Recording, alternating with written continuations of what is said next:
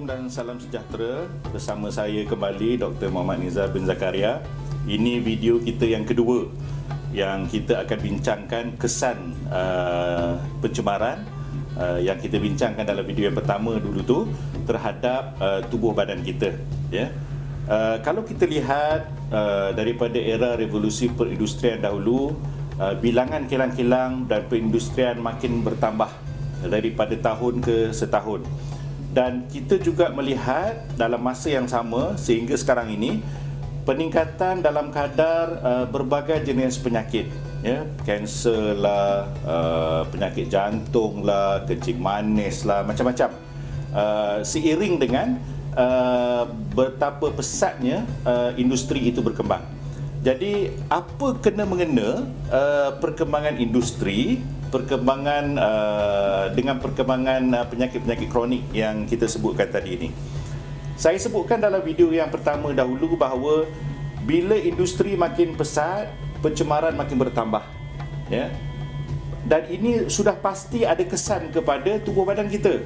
Sebab kita kalau kita makan benda yang tak elok, maka sel-sel kita juga akan jadi tak elok, akan jadi berpenyakit. Saya nak cuba kita bayangkan, ya. Katalah kita ambil satu cawan kopi. Kemudian kita ada sebelah tangan lagi adalah roti putih, ya. Kita celupkan roti putih ni ke dalam air kopi, dalam cawan kopi ni, apa jadi kepada roti? Dia akan jadi hitam. Dia akan serap semua apa yang dalam kopi tu, akan serap masuk ke dalam roti yang putih tadi. Samalah macam kita. Kita hidup dalam persekitaran yang hari ini penuh dengan pencemaran. Apa yang 4 pencemaran tadi yang saya sebutkan? Yang pertama adalah pencemaran udara. Pencemaran yang kedua adalah pencemaran makanan. Yang ketiga pencemaran sumber air kita, dan keempat adalah pencemaran radiasi daripada penggunaan gadget dan sebagainya. Jadi keempat-empat jenis pencemaran ini, bayangkan setiap saat, setiap hari seumur hidup kita ini masuk dalam tubuh badan kita. Lama-lama apa yang akan terjadi? Dia akan merosakkan sel-sel kita. Bila sel kita rosak dan mula ada gangguan kepada fungsi sel, lama-lama organ tersebut akan ada kesan kepada organ tersebut. Bila organ ada gangguan kepada fungsinya, maka itulah permulaan penyakit, ya. Saya suka terangkan konsep-konsep kesihatan perubatan ini dalam bahasa yang mudah untuk kita fahami.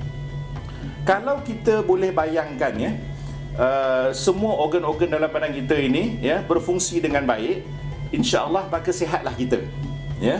Jadi apa beza sebenarnya dari sudut fungsi organ antara orang yang sihat dengan orang yang tidak sihat?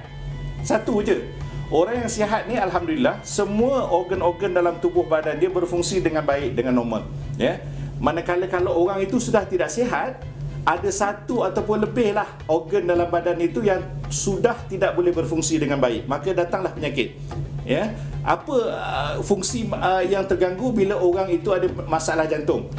Sudah tentu fungsi yang berkaitan dengan peredaran darah termasuk jantung itu ada gangguan. Jadi begitu juga dengan buah pinggang dan sebagainya.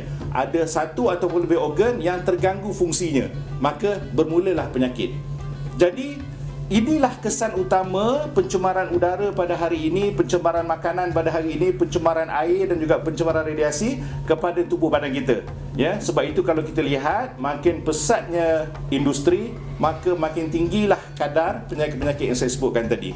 Jadi ini yang kita lihat sekarang, itulah kesan pencemaran kepada tubuh badan kita.